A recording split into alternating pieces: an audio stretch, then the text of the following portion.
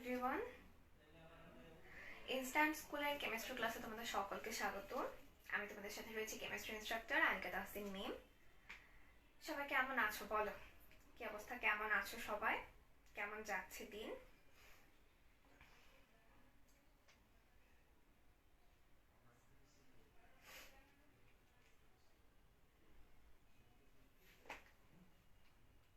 আচ্ছা, যারা জয়েন করেছে আমাকে কাইন্ডলি একটু জানাও তো, আমাকে ঠিকভাবে দেখা যাচ্ছে কিনা, বা আমার ভয়েস ঠিকভাবে শোনা যাচ্ছে কিনা, একটু কাইন্ডলি জানিয়ে দাও।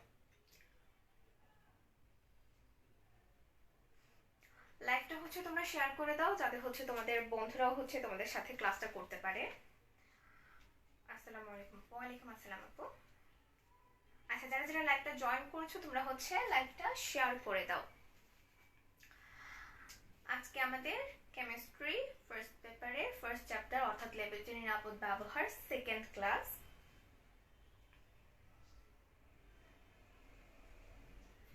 আচ্ছা, আমাদের যেহেতু ক্লাসটা মাত্র শুরু হয়েছে, আমরা একটু অপেক্ষা করি, স্টুডেন্টরা একটু জয়েন করুক।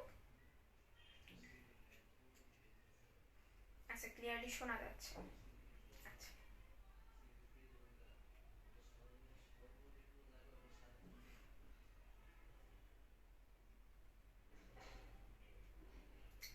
আলহামদুলিল্লাহ। আপু, আপনি কেমন আছেন?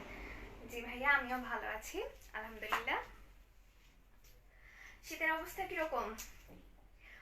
এবার তো সবাই মরে যাচ্ছিলে টেনশনে, যে নতুন হুডি কেনা হয়েছে, নতুন হুডি পরার মতো শীত পড়ছে না।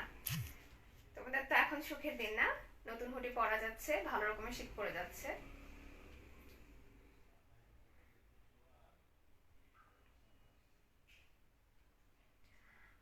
আচ্ছা, আমরা লাস্ট ক্লাসে অর্থাৎ লাস্ট স্যাটারডে কি পড়িয়েছিলাম আমাদের কি মনে আছে?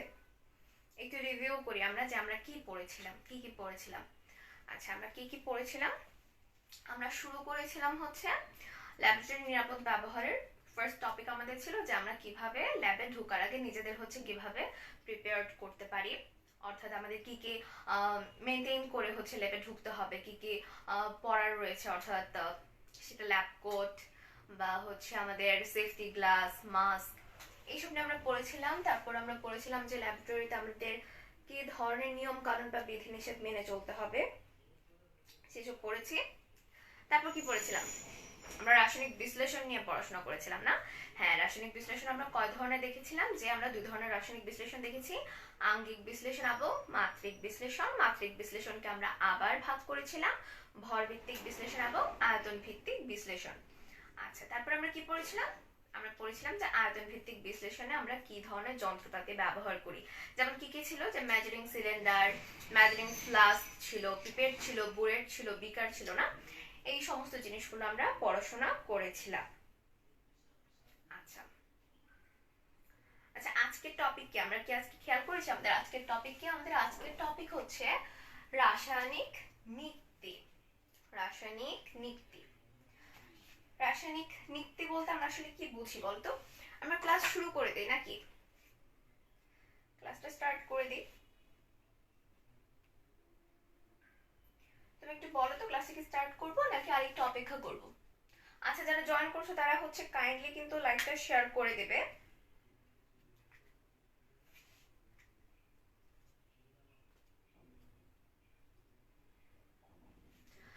রাসায়নিক নিক্তি। আচ্ছা, নিক্তি কথাটা থেকে আমরা কি বুঝি, আমাদের মাথায় কি আসে, কি খেলে প্রথমে? নিক্তি, নিক্তি শব্দটা কি বোঝায় বলো তো? যে নিক্তি আমরা কোনো কিছু পরিমাপ করতে পারি, এমন কিছুই তো নিক্তি, তাই না? যেটা দিয়ে আমরা কোনো জিনিসের ভর সম্পর্কে জানতে পারি, তাই তো আমাদের নিক্তি। আচ্ছা, আমরা যারা ছোটবেলায় বাজারে যারা বাবার সাথে গিয়েছে, কম বেশি সবাই মনে হয় গিয়েছে, আমি তো গিয়েছি, আমি অনেক গিয়েছি যখন ছোট ছিলাম। প্রতি শুক্রবার বাবা যখন বাজার করতে হচ্ছে, এটা বায়না থাকতো যে বাবার সাথে বাজারে যাব। আচ্ছা, বাজারে যদি গিয়ে থাকি আমরা, কাঁচা বাজার স্পেশালি যদি আমরা দেখি, যে কাঁচা বাজারে কি আমরা সবাই কম বেশি নিক্তিতে করে মেপে জিনিস দিতে দেখিনি, যে তুমি 1 কেজি আলু কিনবে বা আধা কেজি পটল কিনবে, তখন কি দেখতাম যে আমরা একটা নিক্তিতে করে বা একটা দাড়ি পাল্লা আমরা যেটাকে বলি, দাড়ি পাল্লায় করে আমাদের মেপে দেয়া হতো, তাই না? তাহলে সেটাই আমাদের নিক্তি। এখন আমি একটা নিক্তি আঁকার চেষ্টা করেছি, খুব সিম্পল ভাবে এঁকেছি যাতে হচ্ছে তোমাদের বুঝতে সুবিধা হয়। এটা কিসের উপর থাকে বা বেস কি আছে বা আর কি পার্ট রয়েছে সেগুলো হচ্ছে আমরা বই থেকে একটু দেখে নেব বা পড়ে নেব, বাট যেহেতু আমাদের বুঝতে সুবিধা হবে তাই হচ্ছে খুব বেসিক একটা নিকতে আমরা এঁকেছি। আমরা এটা থেকে হচ্ছে বোঝার চেষ্টা করব যে কিভাবে হচ্ছে রাসায়নিক নিক্তি নিয়ে আমরা কাজ করি। আচ্ছা, রাসায়নিক নিক্তিতে আমরা কি করি বলতো? রাসায়নিক নিক্তিতে হচ্ছে আমরা রাসায়নিক উপাদান বা রাসায়নিক পদার্থের ভর সম্পর্কে জানতে পারি বা ভর বের করতে পারি, তাই তো? আচ্ছা, আমাদের রাসায়নিক নিক্তে রয়েছে কয় ধরনের বলো? রাসায়নিক নিক্তে আমাদের রয়েছে দুই ধরনের, একটা হচ্ছে পলবঙ্গি ব্যালেন্স আর এটা হচ্ছে আমাদের সার্টোরিয়াস ব্যালেন্স। আচ্ছা, এখন বলো তো যে আমাদের যে ওই দাঁড়িপাল্লা মানে বাজারের যে দাঁড়িপাল্লা বা আমরা সেটাকে যদি রেগুলার হচ্ছে ব্যালেন্স ভাবি, তাহলে এই রেগুলার ব্যালেন্স আর কেমিক্যাল ব্যালেন্স এই দুটোর মধ্যে হচ্ছে পার্থক্য কি বলতো? যে আমাদের এই রাইডার মানে রাসায়নিক নিক্তি এবং হচ্ছে রেগুলার নিক্তি দুটার মধ্যে বেসিক পার্থক্য কি? বেসিক পার্থক্যটা হচ্ছে যে রাসায়নিক নিক্তি দিয়ে তুমি অনেক বেশি ক্ষুদ্রতম ভরের বস্তু পরিমাপ করতে পারবে, অর্থাৎ এটার সেনসিটিভিটি অনেক বেশি। কিন্তু যেটা তোমার হচ্ছে রেগুলার নিক্তি সেটা দিয়ে তুমি খুব কম ভরের বস্তু সূক্ষ্মভাবে পরিমাপ করতে পারবে না। এখানেই হচ্ছে আমাদের রেগুলার নিক্তি এবং রাসায়নিক নিক্তির মধ্যে পার্থক্য। আচ্ছা ঠিক আছে, আরেকটা কি আমরা কি দেখতে পাচ্ছি দেখো তো, এখানে হচ্ছে আমাদের মূলত এই যে জিনিসটা এটা হচ্ছে আমাদের রাইডার। কি বলছি? রাইডার। আচ্ছা, এই রাইডার জিনিসটা কি? মানে রাইডার নামটা শুনলে আমাদের কি মনে হয় বলো? রাইডার কি? রাইডার শব্দটা শুনলে আমাদের মনে হয় না যে হচ্ছে যে রাইড করছে সেই তো রাইডার, না? যে রাইড করছে সে রাইডার। কিসের উপর রাইড করছে? রাইড করছে স্কেলটার উপর। স্কেলটার নাম কি তাহলে? স্কেলটার নাম আমরা দিয়েছি রাইডার স্কেল, অর্থাৎ রাইডার যার উপর রাইড করছে সেটাই হচ্ছে আমাদের রাইডার স্কেল। আচ্ছা, এই রাইডারের কাজ কি বলতো? রাইডারের কাজ কি বা রাইডারটা আমরা কখন ব্যবহার করি কেমিক্যাল ব্যালেন্সে? যখন ধরো তোমরা হচ্ছে একটা পাল্লায় রাখলাম আমরা বস্তু, আর একটা পাল্লায় দিতে হবে আমাদের বাটখারা বা হচ্ছে ওজন, অর্থাৎ যে ওজনটা তোমরা হচ্ছে অ্যাড করে এই বস্তুটার সাথে একটা সামঞ্জস্যতায় নিয়ে আসতে পারবে, না? যেটা থেকে আমরা ভরটা পরিমাপ করতে পারবো। সেই বাটখারার ক্ষেত্রে তুমি ধরো যখন তোমার সবচেয়ে ছোট যে বাটখারাটা আছে সেটা যদি তুমি অ্যাড করো তাহলে দেখা যায় যে এখানে ওজনটা বেশি হয়ে যাচ্ছে, বস্তুর ওজন কম হয়ে যাচ্ছে। আবার দেখো যে যদি তুমি ওই সবচেয়ে ছোট বাটখারাটা না দাও তখন দেখা যাবে বস্তুর ভর বেশি হয়ে যাচ্ছে, অর্থাৎ ব্যালেন্স করতে পারছো না। তখন তুমি কি করবে? কি করতে পারো তুমি বলো তো? সবচেয়ে ছোট বাটখারা তো আর তুমি ভাগ করতে পারছো না বা ভেঙে ফেলতে পারবে না, না? তখন তোমার কাজে লাগবে এই রাইডারটা। কিভাবে কাজে লাগবে? আচ্ছা দেখো, এখানে হচ্ছে 100 ঘর দাগ কাটা রয়েছে। এখন তুমি এটাকে তোমার প্রয়োজন মতো ডানে সরাতে পারবে, অর্থাৎ যদি ডানে থেকে থাকে তুমি বামে নিতে পারো বা বামে থেকে থাকলে ডানে নিয়ে সরাতে পারবে। আচ্ছা, এটা সরানোর মানে কি হবে? ফলাফলটা কি হবে যদি দেখি আমরা একটু, যে রাইডারটা যদি আমরা হচ্ছে যখন আমাদের সবচেয়ে ছোট বাটখারাটা কাজ করবে না তখন আমরা সেই অনুযায়ী রাইডারটাকে ডানে নিয়ে আসবো। আচ্ছা, রাইডারটাকে যদি আমরা ডানে নিয়ে আসি কি হবে দেখো তো? রাইডারটাকে ডানে নিয়ে আসার মানে হচ্ছে যে এখান থেকে তোমার বস্তুর ভরটা কিছু কমছে, কারণ এখন যেহেতু রাইডারটা এখানে রয়েছে সুতরাং রাইডারের ভরটা বস্তুর ভরের সঙ্গে অ্যাড রয়েছে। যখন তুমি এটাকে ডানে নিয়ে যাচ্ছ তখন এটা বাটখারার মধ্যে একটা ওজন অ্যাড করছে। এখন সেটা কি পরিমাণ সেটা ডিপেন্ড করবে তুমি কোন জায়গায় রাইডারটাকে সরাচ্ছ, মানে ফ্র্যাকশনাল পয়েন্টটা কত আসবে সেটা ডিপেন্ড করছে তুমি কতটা ডানে সরাচ্ছ, অর্থাৎ কত ঘর ডানে সরাচ্ছ। তুমি যদি এই জায়গাটাতে আনো তাহলে সেই ক্ষেত্রে এক রকমের ভর অ্যাড হবে, এখানে আনলে এক রকমের অ্যাড হবে, এখানে আনলে এক রকমের অ্যাড হবে, অর্থাৎ তুমি যতটুক সরাচ্ছ সেটার উপর ডিপেন্ড করে বাটখারার সাথে তোমার রাইডারের ভরটা অ্যাড হবে। আচ্ছা, রাইডার শব্দটার সাথে বা রাইডারের এই ঘর সরানোর সাথে সাথে যে শব্দটা বা সংজ্ঞাটা আমাদের মাথায় আসে বা যে টার্মটা আসে সেটা হচ্ছে রাইডার ধ্রুবক। আচ্ছা, রাইডার ধ্রুবক কি? প্রশ্ন হচ্ছে যে আপু রাইডার ধ্রুবক কি? রাইডার ধ্রুবক হচ্ছে তুমি যে এই যে রাইডারটা ডানে বায়ে সরাচ্ছ তাহলে রাইডারটার প্রতি ক্ষুদ্রতম একক ঘরের জন্য, মানে রাইডারের ক্ষুদ্রতম একক ঘর সরালে সেখানে ভরের যে তারতম্য হয় সেটাই হচ্ছে আমাদের রাইডার ধ্রুবক। কি বললাম?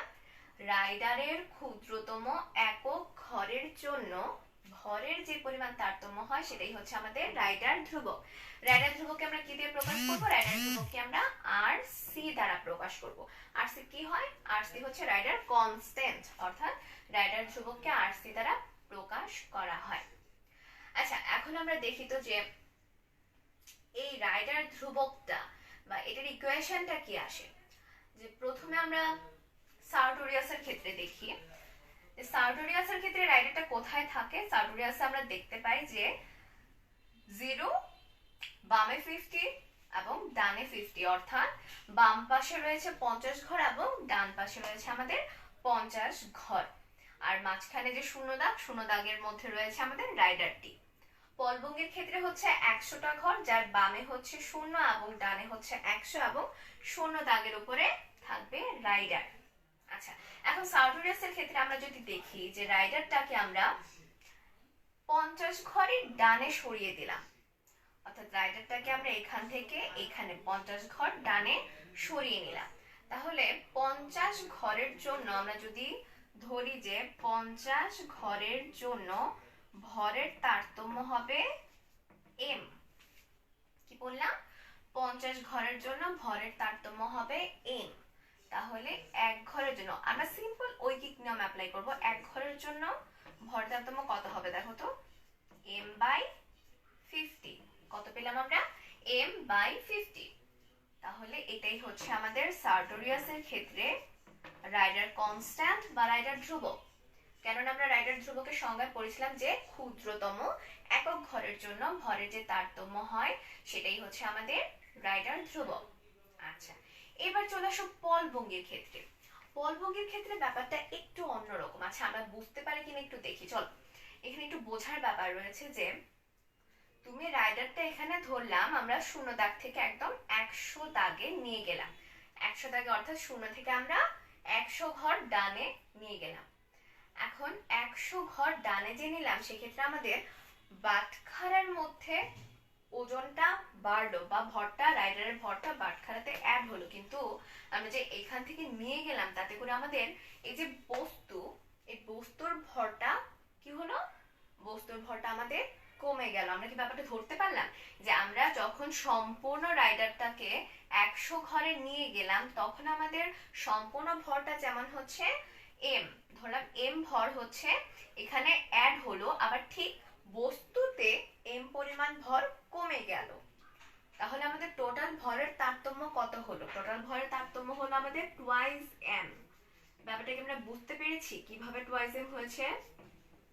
এখানে ভরের তারতম্যটা হচ্ছে যখন আমরা 100 ঘর ডানে নিয়ে যাব তখন এখানে বাটখারায় আমাদের এম পরিমাণ পরিবর্তন আসবে, কারণ এম পরিমাণ ভর যোগ হয়েছে, এবং বস্তুর ক্ষেত্রে এম পরিমাণ ভর বিয়োগ হবে অর্থাৎ কমে যাবে। সেখানে আমাদের টোটাল তারতম্যটা হবে দুই ক্ষেত্রে এম প্লাস এম অর্থাৎ টুয়াইস এম। তাহলে কি হলো যে 100 ঘরের জন্য আমাদের তারতম্য হয় ভরের টুয়াইস এম, অতএব এক ঘরের জন্য কত হবে? Twice m divide by 100 m by 50। তাহলে আমরা রাইডার কনস্ট্যান্ট কত পেলাম? রাইডার কনস্ট্যান্ট m বাই 50, অর্থাৎ তুমি সার্টোরিয়াস বলো বা হচ্ছে পলভঙ্গি বলো উভয় ক্ষেত্রে আমরা রাইডার কনস্ট্যান্ট পেলাম m বাই 50। আচ্ছা, এখন কথা হচ্ছে যে আমরা তো অনেক শিখলাম যে স্ট্রাকচার কোনটার কিরকম, পলভঙ্গির মেকানিজম শিখলাম, সার্টোরিয়াসের মেকানিজম শিখলাম, মোটামুটি সবই শেখা হলো। এখন হচ্ছে আমরা প্র্যাকটিক্যালি একটু দেখি যে কোথায় হচ্ছে আমরা ইউজ করবো বা এটার ইউজ কিভাবে হয়। চল একটু ম্যাথমেটিক্যাল ওয়েতে আমরা দেখি যে ব্যালেন্স গুলো কিভাবে ইউজ করবো আমরা। আচ্ছা, রাসায়নিক ব্যালেন্স যেহেতু আমরা কি করব, মূলত আমরা হচ্ছে একটা রাসায়নিক পদার্থ নেব। আচ্ছা, কি নেওয়া যায়? আমার পছন্দ মতো আমি এখানে বরং সোডিয়াম কার্বনেট নিয়ে নিলাম। সোডিয়াম কার্বনেট বস্তু হিসেবে অর্থাৎ রাসায়নিক পদার্থ হিসেবে আমরা নিলাম সোডিয়াম কার্বনেট। আমরা বের করব সোডিয়াম কার্বনেটের ভর বা পরিমাণ। আচ্ছা, এখন বাটখারা নিয়ে নিই। ধরো 10 গ্রাম, 20 গ্রাম, 30 মিলিগ্রাম। আচ্ছা, পলভঙ্গের ক্ষেত্রে আমরা যদি দেখি যে প্রথমত আমরা কি করব, প্রথমত আচ্ছা তোমরা যখন হচ্ছে বাজার থেকে কোনো কিছু কিনতে যাও তখন হচ্ছে আমরা কি করি, যেমন ধরো আমরা 1 কেজি আলু নিব, এখন 1 কেজি আলু মাপতে গেলে কি আমরা একটা একটা করে আলু গুনি? একটা একটা করে আলু তো গুনি না, না? তো সেটার সাথে আমরা আলু দিয়ে বাটখারার ব্যালেন্স করি। তাহলে প্রথমে আমরা যেটা করবো সেটা হচ্ছে বাটখারার ব্যালেন্স হচ্ছে যোগ করে নেব। কত বাটখারার জন্য দেখো তো, 10 গ্রাম, 20 গ্রাম। আচ্ছা, আমরা যখন মিলিগ্রামে পাবো সেটাকে আমরা গ্রামে নিয়ে নেব, অর্থাৎ 30 into 10 to the power minus 3 গ্রাম। আচ্ছা, এখন কথা হচ্ছে এটা ব্যালেন্স করার জন্য ধরো তুমি রাইডারটাকে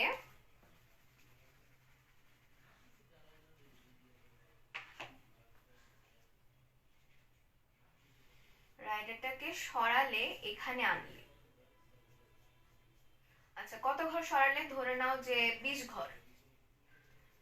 20 ঘর তুমি রাইডারটাকে ডানে নিয়ে আসলে। তাহলে আমরা এখানে রাইডারটার ক্ষেত্রে কি হবে আমরা একটু বের করে নিত, যে আমরা জানতাম এক ঘরের জন্য তারতম্য কত হয়, এক ঘরের জন্য আরসি পরিমাণ অর্থাৎ রাইডার ধ্রুবক পরিমাণ তারতম্য ঘটে।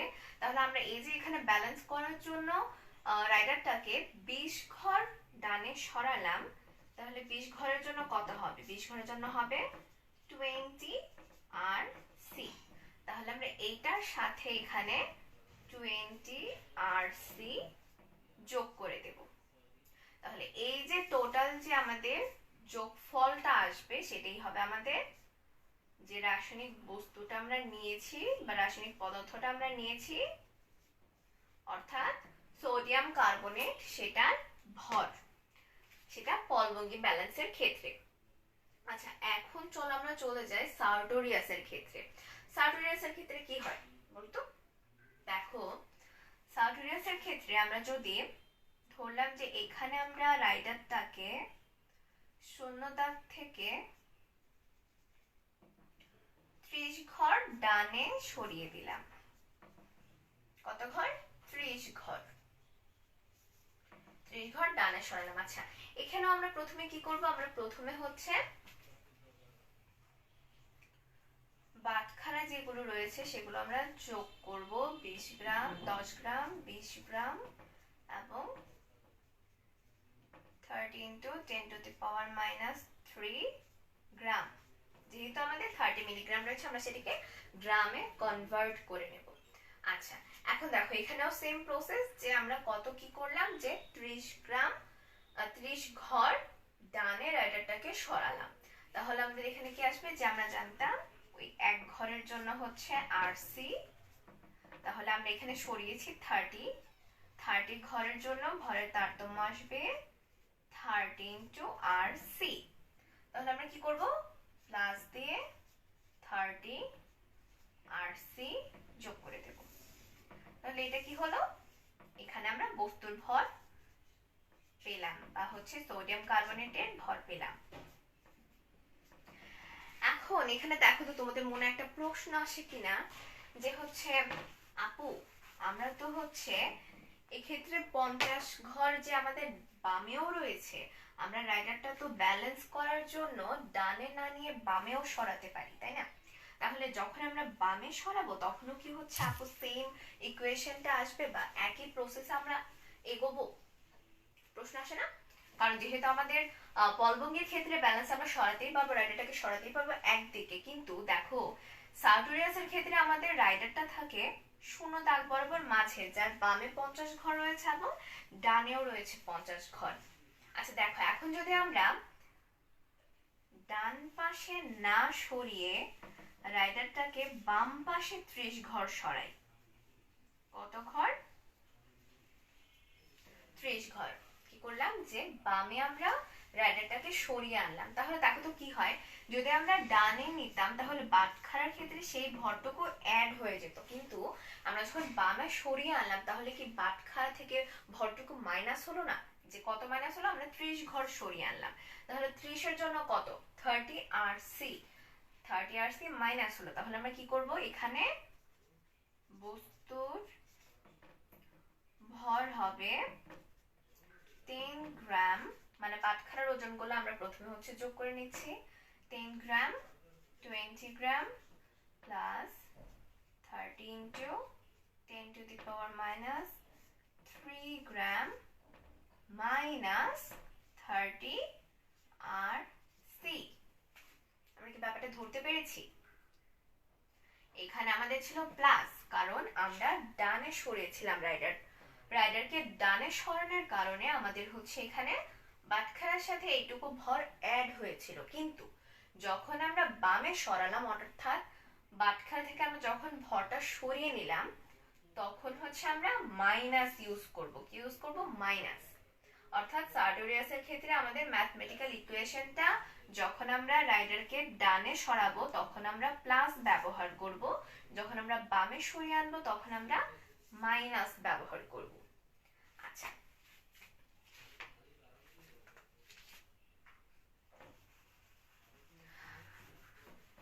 আচ্ছা রাইডার ধ্রুবক যে আমরা পড়লাম, আমরা মূলত আমাদের ল্যাব বলো বা এলাকায় বলো যে আমরা মূলত দু ধরনের বা দুইটি ওজনের রাইডার ধ্রুবক সাধারণত আমরা ব্যবহার করে থাকি। একটা হলো 5 মিলিগ্রাম আর এটা হলো 10 মিলিগ্রাম।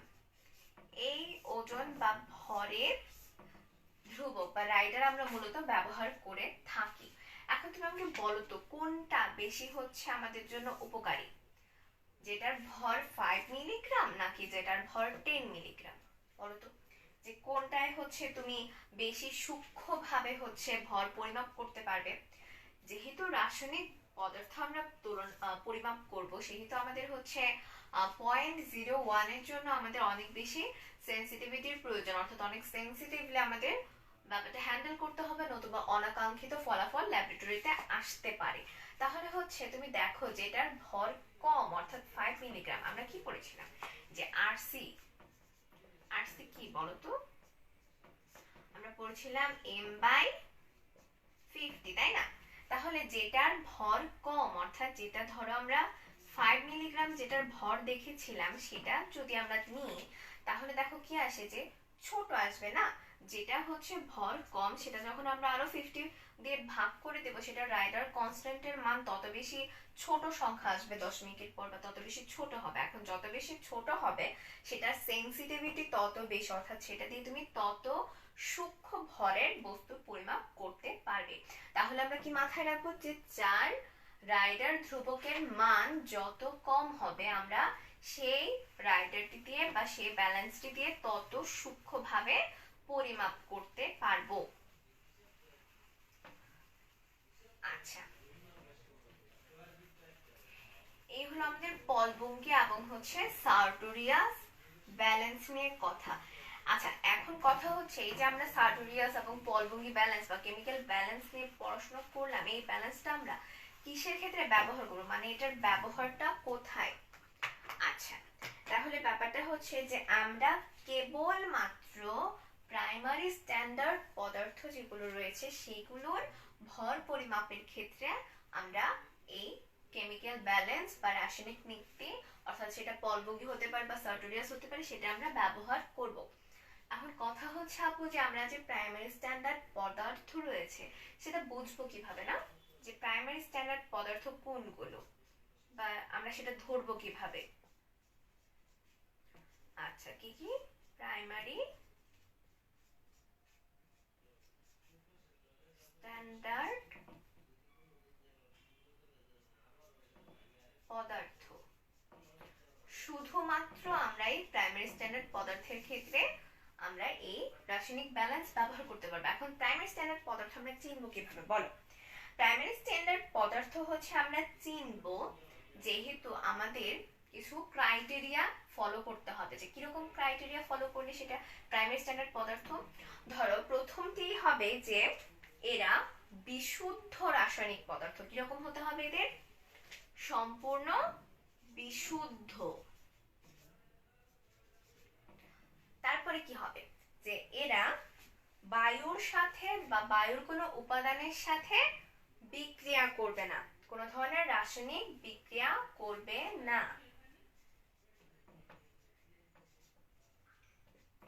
বায়ুর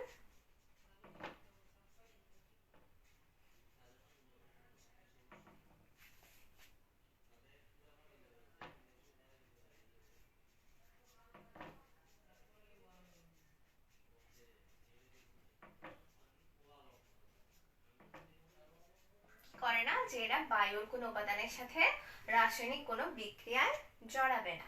তারপর কি করতে হবে? দেখো যে নিক্তি দিয়ে তুমি পরিমাপ করবে, সে নিক্তির কোনো ধরনের ক্ষয় করবে না। কি করবে না? নিক্তির ক্ষয় করবে না।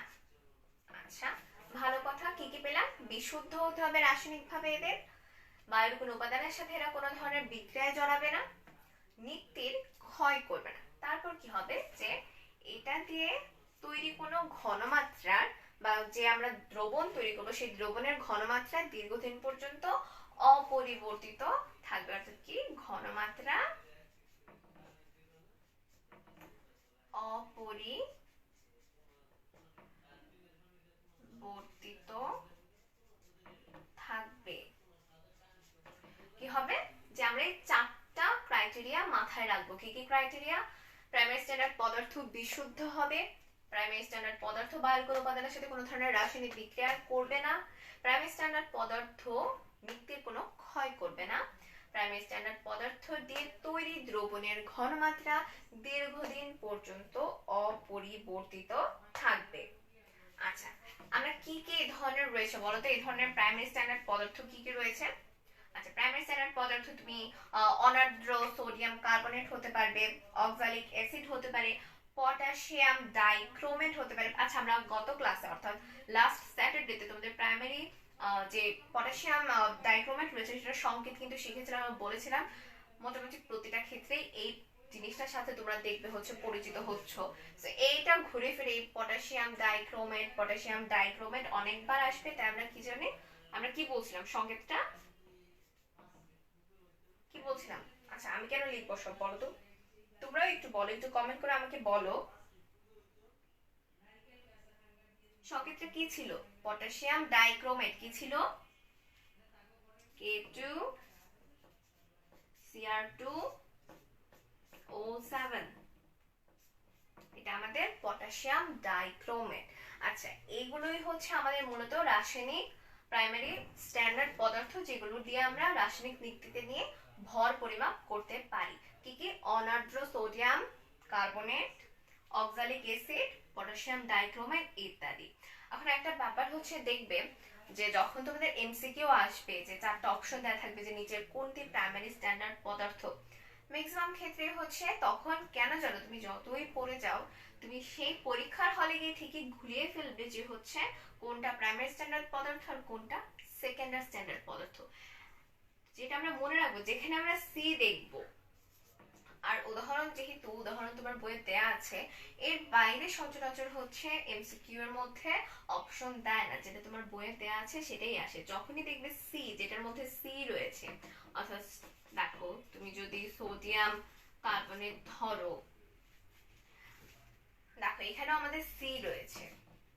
এই যে ব্যাপারটা সি, যেখানে দেখবে সি রয়েছে মনে করবে সেটাই হচ্ছে তোমার প্রাইমারি স্ট্যান্ডার্ড পদার্থ। সি থাকলে আমরা ধরে নেব। এটা হচ্ছে একটা ট্রিক্স, অনেক ক্ষেত্রে মনে থাকে না যে কোনটা প্রাইমারি স্ট্যান্ডার্ড পদার্থ কোনটা সেকেন্ডারি স্ট্যান্ডার্ড পদার্থ, আমরা হচ্ছে একটু ভুলিয়ে ফেলি। তো সেই ক্ষেত্রে এটা তোমার জন্য একটা ছোট্ট টিপস। যখন হচ্ছে মনে থাকবে না, মনে থাকলে তো যেটা তুমি জানো সেভাবে পড়ে গিয়েই হচ্ছে পরীক্ষা দিতে পারো। যখন আমার মনে থাকবে না, যখন আমি দেখবো যে এটা সি রয়েছে, তখন আমি হচ্ছে বুঝবো যে এই সি থাকা মানেই হচ্ছে এটা প্রাইমারি স্ট্যান্ডার্ড পদার্থ, এবং এটাতে আমি গোল্লাটা ভরাট করে দেবো। আচ্ছা আচ্ছা, প্রাইমারি স্ট্যান্ডার্ড পদার্থ তো শেখা হলো, এবার কি বলতো, এবার হচ্ছে সেকেন্ডারি স্ট্যান্ডার্ড পদার্থ, তাই না?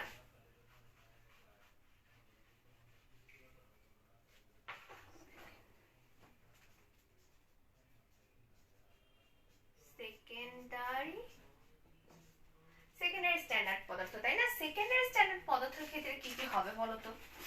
সেকেন্ডারি স্ট্যান্ডার্ড পদার্থ হচ্ছে যে বিশুদ্ধ সম্পূর্ণভাবে এরা হয় না, অপোজিট। তারপর কি আসতে পারে যে দেখো বায়ুর উপাদানের সাথে বিক্রিয়া করে না, সেক্ষেত্রে হবে বায়ুর উপাদানের সাথে এরা বিক্রিয়া করে। নিত্যের ক্ষয় করবে না। আমরা মূলত যে স্ট্যান্ডার্ড মানে সেকেন্ডারি স্ট্যান্ডার্ড যে পদার্থগুলো আমরা পাই সেগুলো ম্যাক্সিমামই হয় ক্ষয়কারী পদার্থ। তার মানে হচ্ছে ক্ষয়কারী পদার্থ দিয়ে যদি তুমি রাসায়নিক নিক্তিতে নাও সেক্ষেত্রে অবশ্যই ক্ষয়কারী পদার্থটা নিত্যের ক্ষয় করবে। তাহলে প্রাইমারি স্ট্যান্ডার্ড পদার্থ হচ্ছে নিত্যের ক্ষয় করবে না, সেকেন্ডারি স্ট্যান্ডার্ড পদার্থ হচ্ছে ঠিক তার অপোজিট, অর্থাৎ নিত্যের ক্ষয় করবে। তারপর কি আসে? ঘনমাত্রা অপরিবর্তিত থাকবে। এক্ষেত্রে হবে ঘনমাত্রা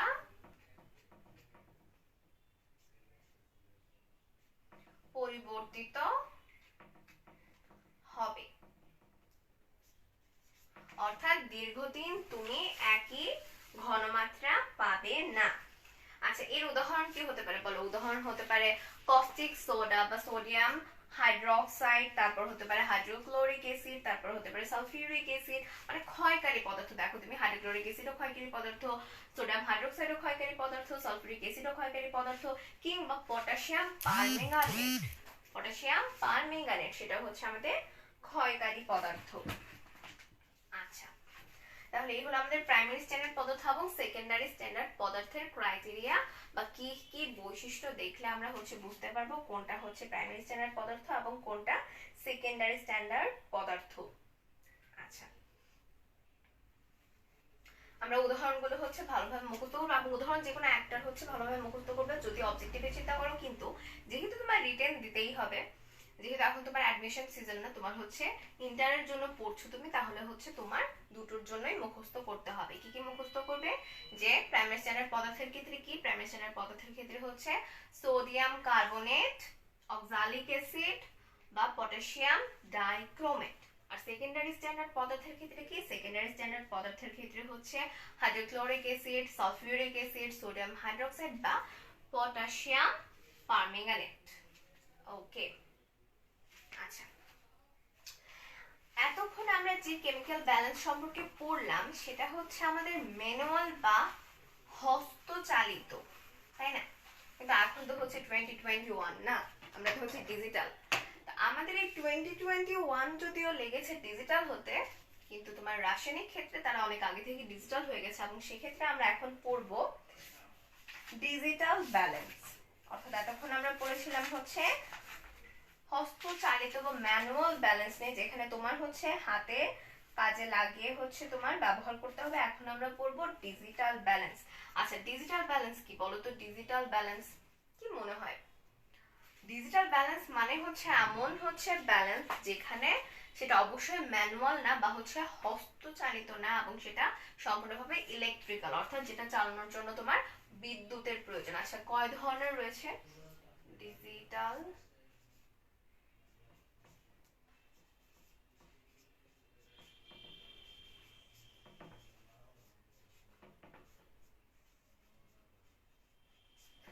ডিজিটাল ব্যালেন্স? ডিজিটাল ব্যালেন্স আমাদের কয় ধরনের? ডিজিটাল ব্যালেন্স আমরা পাবো দুই ধরনের। একটা হচ্ছে টু ডিজিট ব্যালেন্স এবং অপরটা হচ্ছে ফোর ডিজিট ব্যালেন্স।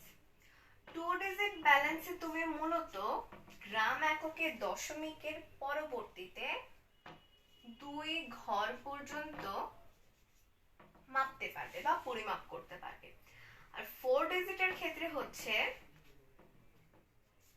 তুমি দশমিকের পর 4 ঘর পর্যন্ত মাপতে পারবে। অর্থাৎ আমাদের 2 ডিজিট ব্যালেন্সটি হচ্ছে যে 1 গ্রামের 100 ভাগের 1 ভাগ পর্যন্ত সে নির্ভুলভাবে পরিমাপ করে দিতে পারে, এবং 4 ডিজিট ব্যালেন্সে তুমি 1 গ্রামের 10,000 ভাগের 1 ভাগ, এটাতে কত বললাম আমরা? যে 100 ভাগের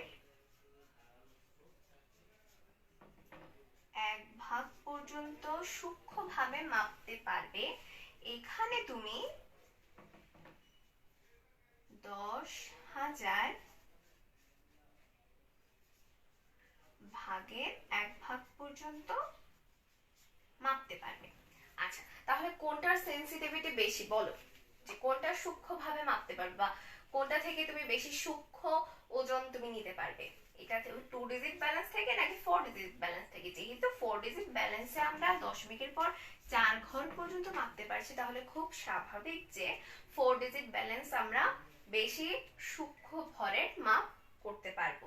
আচ্ছা ঠিক আছে, এখন ডিজিটাল ব্যালেন্স যে ব্যবহার করবে, মানে সে আগে যেটা আমরা পলভঙ্গি বা সার্টোরিয়াস ব্যালেন্স পড়েছিলাম সেটা ছিল আমাদের ম্যানুয়াল ব্যালেন্স বা হচ্ছে হস্তচালিত ব্যালেন্স। এখন তো আমরা ডিজিটাল ব্যালেন্স ব্যবহার করছি। এখন ডিজিটাল ব্যালেন্সের ক্ষেত্রে আমাদের কি কিছু সাবধানতা অবলম্বন তো করতেই হবে, যেহেতু একটু ডিজিটাল হয়েছে একটু সাবধানতাও মেনটেন করতে হবে। এখন কি কি সাবধানতা রয়েছে বলো তো? আচ্ছা, প্রথম ব্যাপারটাই হচ্ছে যে 4 ডিজিটাল ব্যালেন্স আমরা যখন ব্যবহার করব তখন এই ব্যালেন্স সেটের ধারণ ক্ষমতার অপেক্ষা বেশি ওজন আমরা এটাতে দিতে পারবো না। অর্থাৎ এটার যে 10,000 ভাগের 1 ভাগ পর্যন্ত পরিমাপ করার যে ক্ষমতা, আমরা তার চেয়ে বেশি ভরের হচ্ছে বস্তু, অর্থাৎ যতটুকু পর্যন্ত ধারণ ক্ষমতা রয়েছে, ধারণ ক্ষমতার বেশি দিলে অনেক ক্ষেত্রে মেশিনটি নষ্ট হয়ে যাওয়ার সম্ভাবনা রয়েছে। আচ্ছা, তারপর আমরা কি করতে হবে, যখন আমরা এই ব্যালেন্স গুলোতে ওজন নেব বা বস্তুর ওজন করব, তখন অবশ্যই যে সামনে, অর্থাৎ যদি ব্যালেন্সটা তোমাকে দেখাতে পারতাম, যে দেখতে যে ব্যালেন্সটির একটি কাচের বাক্সের মতো এবং সামনের দিকটা হচ্ছে ঢাকা যায় বা হচ্ছে সামনের দিকের গ্লাসটা হচ্ছে নামিয়ে দিতে। অর্থাৎ তুমি যখন ওজন নিবে তখন হচ্ছে সামনের কাচের গ্লাসটি অবশ্যই নামিয়ে নিবে। তারপর কি হতে পারে, যে ব্যালেন্সটিকে ক্ষয়কারী যেসব সেকেন্ডারি, অর্থাৎ সেকেন্ডারি স্ট্যান্ডার্ড যে পদার্থগুলো তোমরা পড়েছিলে, আমরা বলেছিলাম যে সেকেন্ডারি স্ট্যান্ডার্ড পদার্থগুলো ক্ষয়কারক, যেমন হচ্ছে আমরা পড়েছিলাম সালফিউরিক অ্যাসিড, আমরা পড়েছিলাম সেখানে হাইড্রোক্লোরিক অ্যাসিড, বা আমরা পড়েছিলাম সোডিয়াম হাইড্রোক্সাইড। এই যে ক্ষয়কারী পদার্থগুলো, এই ক্ষয়কারী পদার্থগুলো আমরা হচ্ছে এই নিক্তিগুলোতেও রাখতে পারবো না, তাতে নিক্তির ক্ষয় হতে পারে।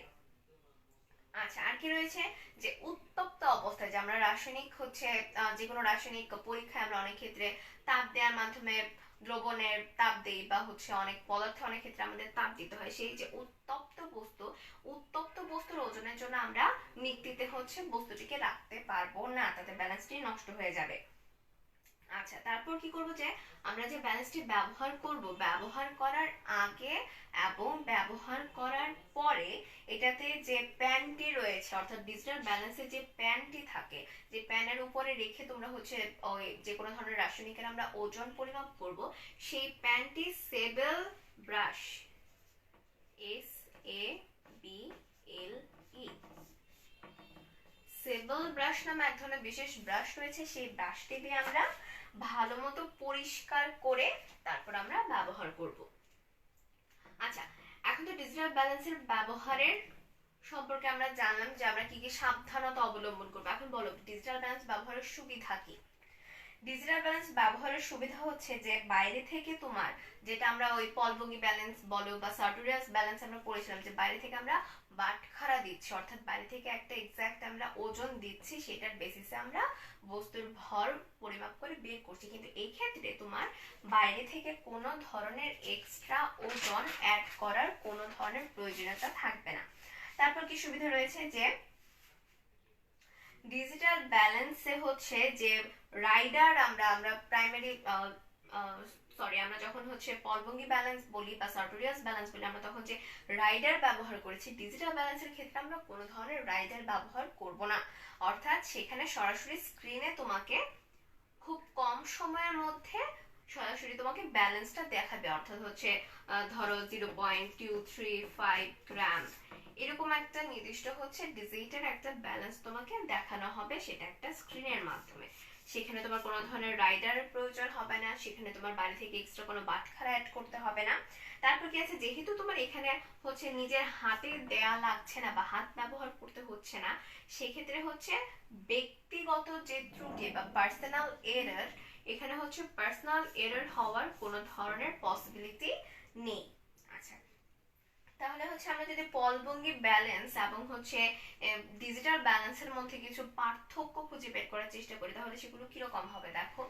প্রথমে আমরা কি ধরে দেখেছিলাম, যে পলভঙ্গি ব্যালেন্স হচ্ছে মূলত হস্তচালিত বা ম্যানুয়াল একটি ব্যালেন্স, কিন্তু উল্টা ভাবে তুমি যদি ডিজিটাল ব্যালেন্স দেখো তাহলে দেখবে যে ডিজিটাল ব্যালেন্স মূলত হচ্ছে ইলেকট্রিক্যাল একটি ব্যালেন্স, যেটা বৈদ্যুতিক শক্তিতে পরিচালিত হচ্ছে। সেখানে ব্যক্তির হস্তের কোনো প্রয়োজনীয়তা নেই বা তোমার নিজে হচ্ছে পরিমাপ করে বের করতে হচ্ছে না।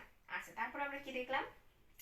আমরা দেখেছিলাম যে পলভঙ্গি ব্যালেন্সের ক্ষেত্রে দুটি পাল্লা থাকে। আমরা এখানে এঁকেছিলাম তাই না, যে দুটি পাল্লা থাকে, একটাতে হচ্ছে আমরা বস্তু রাখি, আরেকটাতে হচ্ছে আমরা বাটখারা বা হচ্ছে একটা যে ওজন আমরা দিব সেই ওজনটা দেই। কিন্তু যখন আমরা ডিজিটাল ব্যালেন্স ব্যবহার করব তখন হচ্ছে এখানে একটা প্যান থাকবে, অর্থাৎ এখানে হচ্ছে একের অধিক প্যান থাকবে না বা দুইটি পাল্লা থাকবে না, একটা প্যান থাকবে। এই একটা প্যানের উপরেই তুমি হচ্ছে তোমার কেমিক্যাল রাখবে এবং হচ্ছে সেটার ভর বের করতে পারবে। আচ্ছা, তারপরে আমি কি দেখেছিলাম যে বায়ু চলাচলের জন্য তোমার যেহেতু সেটা হচ্ছে হস্তচালিত, পলভঙ্গি ব্যালেন্স বলো বা সার্টোরিয়াস ব্যালেন্স বলো, সেগুলো যেহেতু হস্তচালিত, তাই বায়ু চলাচলের জন্য অনেক ক্ষেত্রে সেগুলোর তুমি সূক্ষ্ম মাপ নিতে পারবে না, সূক্ষ্ম পরিমাপ অনেক ক্ষেত্রে ভুল আসে। কিন্তু যখন আমরা হচ্ছে ডিজিটাল ব্যালেন্স ব্যবহার করব তখন হচ্ছে এই ধরনের কোনো এরর আসার পসিবিলিটি নেই। আচ্ছা, তারপর আর কি রয়েছে যে আমাদের রাইডার, পলভঙ্গি ব্যালেন্সের ক্ষেত্রে রাইডার ব্যবহার করতে হয়, কিন্তু আমাদের এখানে রাইডারের কোনো ঝামেলা নেই। অর্থাৎ সব দিক মিলিয়ে আমরা বুঝতে পারছি যে আমাদের ডিজিটাল ব্যালেন্স পলভঙ্গি ব্যালেন্স অপেক্ষা ব্যবহার করা অনেকটা সময় বাঁচিয়ে দিচ্ছে এবং হচ্ছে আমাদের জন্য ব্যবহার উপযোগী বা ব্যবহার করা খুব বেশি সহজ। আচ্ছা, আরেকটা ব্যাপার যে আমরা এতগুলো সুবিধা জানলাম, এখন অসুবিধা কি? মানে ডিজিটাল ব্যালেন্সেও কি আপু কিছু অসুবিধা রয়েছে? ডিজিটাল ব্যালেন্সের অসুবিধা এইটুকুই, যখন কারেন্ট থাকবে না তুমি ব্যবহার করতে পারবে না। কি হবে? যেহেতু আমাদের সম্পূর্ণ বৈদ্যুতিক শক্তি বা হচ্ছে বিদ্যুতের সাহায্যে আমরা হচ্ছে এই ডিজিটাল ব্যালেন্সটাকে চালাচ্ছি, সেহেতু আমাদের এটার জন্য একমাত্র প্রয়োজনীয় জিনিসই হচ্ছে বিদ্যুৎ। তাই বিদ্যুৎ না থাকলে তুমি কোনোভাবেই হচ্ছে ডিজিটাল ব্যালেন্সটি ব্যবহার করতে পারবে না, এটাই একমাত্র অসুবিধা।